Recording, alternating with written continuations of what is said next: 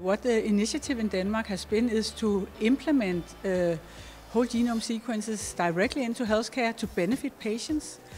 And we have been working together with a lot of clinicians and experts within the hospital setting.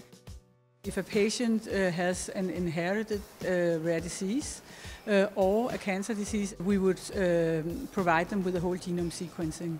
Because we are a small community and because that cancer treatment has been centralized in Denmark, the cancer experts work together. They have multidisciplinary team conferences across the country every week, sometimes more than once a week. So if genetic variants come up, they discuss the patients and figure out what will be the best treatment for this patient.